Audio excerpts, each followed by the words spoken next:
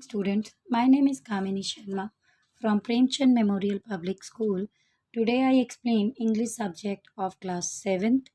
The name of our chapter is No Longer Helpless and it is of chapter number 6 of your book. Please student open your book. Let's start our chapter. You must be aware that there are many people in our country who cannot read, write and a large percentage of such people are women. अगर बच्चे मैं बात करूं तो हम सभी जानते हैं कि हमारी कंट्री में बहुत सारे लोग हैं जो तो ना पढ़ सकते हैं ना लिख सकते हैं। और अगर हम लोग परसेंटेज वाइज कंपैरिजन करें तो परसेंटेज वाइज जो कंपैरिजन करते हैं तो उसमें ज़्यादा स्ट्रेंथ किसकी आती है? वीमेन की आती है। तो जो वीमेन है वो क्या है, वो ना ही ज़्यादा पढ़ सकती हैं और ना ही ज़्यादा लिख सकती हैं। The natural literacy mission NLM, अब ये जो एक ऑर्गेनाइजेशन है हमारी नेशनल लिटरेसी मिशन एक ऑर्गेनाइज किया था जिसमें मेनली क्या बताया था, and the various programmes run by the state government are a trying to remedy the situation. अब ये मेनली जो प्रोग्राम था ये किसने चलाया था? स्टेट गवर्नमेंट ने चलाया था। और वो प्रोग्राम चलाने का मेन पर्पस क्या था कि वो ये जो इलिटरेसी लेवल है उसको वो कम करना चाहते थे। The result of the literacy efforts in the northeastern religions are extremely heartening. Read the following account given by the neo-literate woman called Kong Celia Marbereng, who is over 60 years old. अब no doubt इसका result हमें positive भी आया था। किनका? NLM ने जो भी स्टेप्स लिए थे, जो लिटरेसी एफर्ट्स था वो बढ़ गए थे कहाँ पर? नॉर्थ ईस्टर्न रीजन्स में।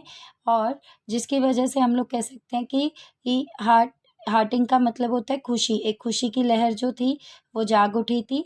अब इसी चीज़ के बारे में एक जो वीमेन थी जिसका नाम क्या था? कॉन्ग सिसिला मार अरबेंगनेंग ने मेनली इसी चीज़ को बताया कि वो नियो लिटरेट का सिंपल मीनिंग होता है those who recently learn to read and write, जो जस्ट अभी कुछ ही समय पहले जो है पढ़ना लिखना सीखा हो। तो ये जो पूरी स्टोरी है इन्हीं के ऊपर है कि इन्होंने ज़रूरत आने पर लगभग जो है 60 साल की उम्र में इन्होंने क्या किया? पढ़ना लिखना सीखा। So let's start our chapter. I was lost, but literacy found me. Looking back now as I hold this chalk over my slate. अगर मैं देखूं, मैं बेशक गुम हो जाऊं, लॉस्ट हो जाऊं, पर मेरी जो पढ़ाई है वो हमेशा ही मेरे साथ रहेगी। अगर मैं पिछले दिनों की बात करूं तो मैं अभी क्या करती थी? एक चौक लेकर बैठती थी और स्लेट के ऊपर लिखती थी। I feel things could have been a different and a better had I learned to do the same many years ago. अब मैं क्या करती थी? जब मैं उसको लेकर बैठती थी तो मैं फील करती थी कि मैं सबसे अलग हूँ और मैं थोड़ी सी सही भी हूँ। और इवन मुझ में क्या था, मुझे बहुत टाइम लग गया इन सब चीज़ों को सीखने में। लाइफ वॉज से terrifying before letters and the numbers everywhere in every news paper. He should have depended on me more than I on them. अब कहती कि अगर मैं बात करूँ तो जो लाइफ है, लाइफ मेनली क्या थी? टेरिफाइंग का मीनिंग होता है बहुत ही भयानक थी। अब वो भयानक लाइफ कब थी? जब उसको लेटर्स और जो नंबर्स थे वो हर जगह तो उसको दिखते थे न्यूज़पेपर एंड ऑल में, पर वो उसको रिकग्नाइज नहीं कर पाती थी। तो वो उसके लिए बहुत क्या थे? भयानक थे। और and I used my children as a crutch a time when they probably should have a dependent on me. और मेरे को अपने आप को पढ़ने के लिए मुझे क्या करना पड़ता था? मुझे अपने बच्चों को क्रच में छोड़ना पड़ता था। जबकि उस टाइम मेरे बच्चों को मेरी ज़्यादा ज़रूरत थी, पर मुझे वहाँ पर मजबूरी के लिए छोड़ना पड़ता था। Looking back on that time, I feel that it was the unfair on my part, but what could I do? अगर मैं उस समय को याद करती हूँ तो मुझे लगता है कि मैंने वो जो समय था वो सही नहीं व्यतीत किया अपने परिवार के साथ। वो बहुत ही अनफेयर था। अनफेयर का मतलब कि मैं उनके अकॉर्डिंग नहीं चली, ही बहुत ही अनफेयर था, जिसकी वजह से मे बी ये भी हो सकता है कि मेरी फैमिली में कुछ मेरे साथ गैप होना स्टार्ट हो गया, जो उनकी म्यूचुअल अंडरस्टैंडिंग और प्यार था वो कम होना शुरू हो सकता था। पर मैं भी क्या कर सकती थी उस समय? I was helpless and illiterate, क्योंकि मैं क्या थी? हेल्पलेस थी। मतलब मैं अपने डिसीज़न खुद भी नहीं ले सकती थी और मैं इलिटरेट थी। इलिटरेट का मतलब अनपढ़ थी। It was a time when the thumb was my best friend, और उस समय सबसे बेस्ट फ्रेंड क्या था? थंब। थंब से ही बचा दिस, अंगूठा। इसमें अंगूठे को थंब का है कि जो उसका अंगूठा था वो उसका सबसे अच्छा दोस्त था। I put the thumb impression for a paying a rent and other things which could so easily have been done by the pen. अब मुझे पढ़ना लिखना नहीं आता था, जिसकी वजह से जो भी मुझे कुछ भी कहता था कि आपको साइन करने हैं या कुछ भी करना है, तो मैं क्या यूज़ करती थी? थंब इम्प्रेशन यूज़ करती थी। मतलब मैं अपने थंब पे इंक लगाती थी और उसको लगा देती थी। सो lately I realized that I just could not thumb my hand at my fate on what I believed was my inherent destiny. अब मुझे कुछ समय के बाद ऐसा भी लगा कि नहीं, ये जो मैं अंगूठा लगा देती हूँ हर जगह पर, वो सही नहीं है। इससे जो है मुझे विश्वास नहीं हो सकता। मे बी कोई मुझे धोखा भी दे सकता है। इनहेरिटेंट एंड डेस्टिनी का मतलब होता है कि जो मेरे पीढ़ी दर भी तो यही करते आए और अब मैं भी आगे यही करूँ, तो ये तो सही नहीं है। But all this was a poised for the change when a group of the conscious people came and held aloft the bright luminous torch of the literacy. But जैसे जैसे क्या हुआ कि ये पॉइस्ट का मीनिंग होता है सेल्फ एश्योर्ड, मतलब मुझे अपने आप पे विश्वास होना शुरू हो गया कि मैं अपने आप को चेंज कर सकती हूँ।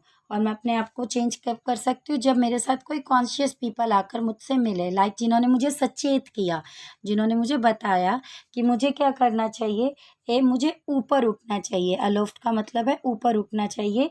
किस तरह? जैसे जो है एक टॉर्च जो है जब हम जगाते हैं तो वो रोशनी देती है ना, तो ऐसे ही अगर आप पढ़ी लिखी होगी तो आप क्या होगी? ऊपर उठोगी। So I was motivated even at my age and this was as a golden opportunity for me to learn how to read and write, and more than that, to hold my head high in the dignity and self respect in the secure knowledge. अब ये सब बातें सुनकर मैं बहुत ज़्यादा motivate हो गई। तो जब मैं बहुत ज़्यादा मोटिवेट होगी तो बेशक मेरी एज ज़्यादा थी, पर मैंने कहा ठीक है, ये मुझे बहुत ही अच्छा मौका मिल रहा है। गोल्डन अपॉर्चुनिटी का मीनिंग है बहुत अच्छा मौका मिल रहा है, तो मुझे इस मौके को नहीं छोड़ना चाहिए, बल्कि मुझे क्या करना चाहिए? पढ़ना और लिखना स्टार्ट कर देना चाहिए। और जिससे क्या होगा? मेरी जो डिग्निटी है, जो मेरी एक इमेज है और एक जो मेरी सेल्फ रिस्पेक्ट है, लाइक कि मुझे अपने आप पर आत्मविश्वास, लाइक मुझे जो है एक इज़्ज़त मिलनी चाहिए, मैं अपने आप में बहुत अच्छा फ़ील करूँ, तो वो जो है मेरी सिक्योर हो जाएगी, क्योंकि मुझे भी नॉलेज हो जाएगी, मुझे भी सबके बारे में पता चलना शुरू हो जाएगा। And I am not in the rank of the neo literate, और मैं जो है नियो लिटरेट की जो कैटेगरी में जो है वो नहीं आऊँगी जब मैं सीख जाऊँगी। बट अभी तो मैं किस कैटेगरी में हूँ? नियो लिटरेट में ही हूँ। क्यों? क्योंकि मैंने अभी-अभी पढ़ना लिखना स्टार्ट किया है। These literacy classes are so much a part of my existence now that I feel empty if I miss out on even a one evening. अगर अब मैं ये लिटरेसी क्लासेस अगर मैं नहीं अटेंड करूँगी तो ये मैं क्या होगा? मैं अपने हाथों से एक मौके को खो बैठूँगी, और जिसकी वजह से मैं फिर से क्या फ़ील करूँगी कि मैं बहुत ही खाली हूँ। If I miss out in even a one evening, अगर मैं एक भी शाम इसको छोड़ूंगी, एक भी क्लास को, so there is a one thing that a literacy experience overwhelms all the feelings of the tedium and the laziness that I experience it sometimes.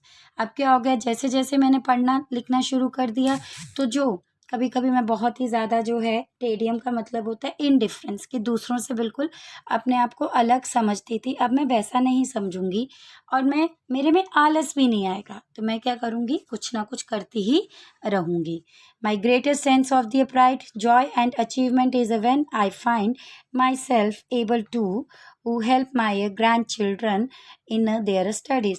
और मुझे बहुत ही अच्छा लगेगा और मैं बहुत ही ज़्यादा गर्व फील करूँगी, खुश होंगी जब मैं क्या करूँगी, और इवन एक अचीवमेंट भी होगी मेरी, जब मैं अपने ग्रैंड चिल्ड्रंस को अच्छे से पढ़ाई में मदद कर सकूँगी। So this is something which was a unthinkable a few years ago. और यही सब बातें जो थी मैं सोचती थी कि ये सब चीज़ें मैं करूँगी।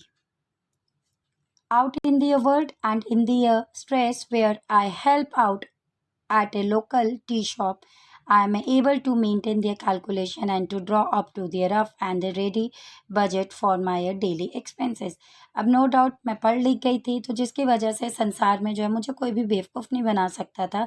इवन कोई गली में जो चाय भी बेचता था, टी शॉप वाला भी होता था, तो मैं ईज़िली उसकी भी कैलकुलेशन वगैरह मेंटेन कर लेती थी और इवन अपने माइंड में ही एक रफ़ और एक रेडी करके बजट बना लेती थी कि मेरे डेली एक्सपेंसेस का मतलब है खर्चे, मेरे डेली जो है वो खर्चे क्या होंगे। Earlier I use to ask people to write their expenses in my bill book. तो कुछ समय के बाद मैंने क्या बोला, लोगों को बोला कि आपने जो मेरे खर्चे किए हैं उनको मेरी बिल बुक में लिख दो।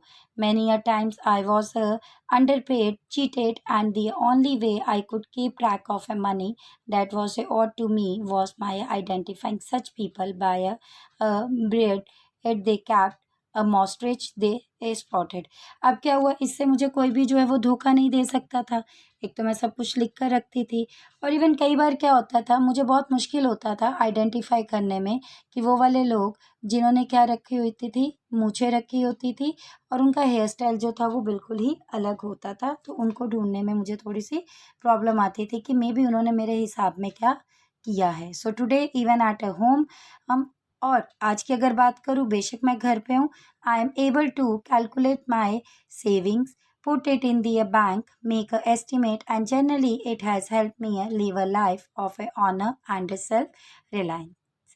अब क्या है, अब मैं इतनी पढ़ लिख गई हूँ कि मैं ईज़िली ही जान सकती हूँ कि कितना पैसे मुझे जो है खर्च करना है और कितना पैसा जो है मुझे अपने बैंक में रखना है। तो मैं सच वो सब चीज़ें कर रही हूँ और अब मैं क्या हो गई हूँ, जनरली जो है मैं सेल्फ डिपेंडेंट बन गई हूँ और मैं बहुत ही ज़्यादा खुश हूँ। तो जब मैं सेल्फ डिपेंडेंट बन गई तो इसका क्या मतलब हुआ, अब मेरे पे no doubt and not one of the debt and the perpetual dependence. अब मैं किसी पे भी पैसे को लेकर डिपेंडेंट नहीं हूँ। मेरे को जो भी काम करना है मैं अपने आप करती हूँ।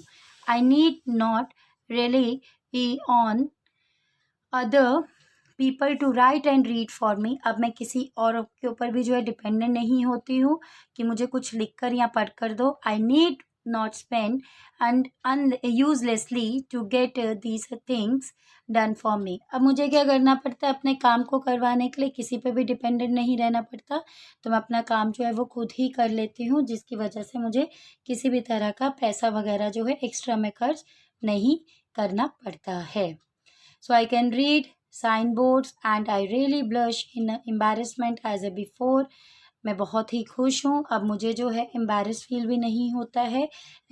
एम्बैरस फील का मतलब होता है कि लाइक जो है हम एक कंफर्टेबल जोन में नहीं आते, जब कोई हमसे सुपीरियर हमें मिल जाता है तो अब मुझे वो भी फील नहीं होता है। मैं सबसे बात कर पाती हूँ और सबके साथ जो है काफ़ी अच्छे से ट्रीट कर पाती हूँ। So today I can proudly announce to the world that My blush has been replaced by the confident smile।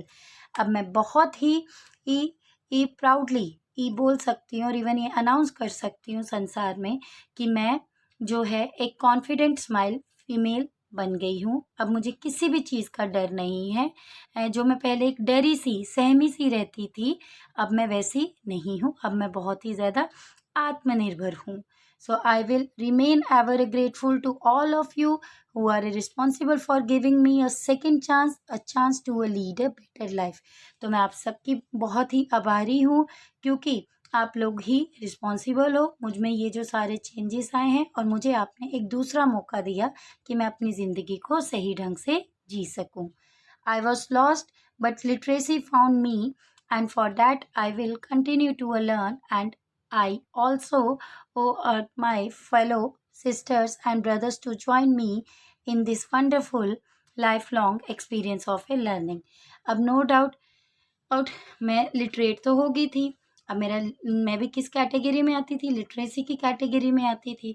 तो मैंने ये जो अपनी लर्निंग थी ये कंटिन्यू करती रही और मैंने अपने जो भाई बहन थे उनको भी यही सिखाया कि आप भी जो लर्निंग है वो कंटिन्यू करते रहो, क्योंकि ये जो ज़िंदगी है इसको हमने काफ़ी समय तक जीना है और बहुत ही अच्छे से जीना है। तो उसको अच्छे से और काफ़ी लंबे समय तक जीने के लिए आपको लर्निंग करना बहुत ही ज़्यादा ज़रूरी है। So the story is written by the Sonali Kumar. अब इस स्टोरी में जो है मेनली क्या था, इस स्टोरी में बेटा हम लोगों को ये सीख मिलती है, हमारा ये मॉरल होता है कि कभी भी ये अपने आप को लेट डाउन ना करो। कुछ भी हर्डल्स आते हैं लाइफ के, उसको आप क्या करो, वो उसका सामना करो, और इवन उस हर्डल्स को रिमूव कर कर जो भी आपके माइंड में टारगेट है उसको अचीव करने की कोशिश करो हो, और फिर ही आप क्या बनोगे, सेल्फ डिपेंडेंट बनोगे। So please students, watch the video properly, read the content from your book. After watching the video, what you have to do, you have to write the word meaning from the book. Write the words with black pen and their meaning with blue pen. After that, you have to do the comprehension question a a and question B, E, C in your book with pencil. D and E, you have to do it in your English notebook. Question and you have to write with black pen, and for answer you use blue pen. And listen students, before doing the work in your notebook, you have to make the cover page of this chapter. In case if you are having any query, then send it on a WhatsApp group. Thank you. Have a nice day.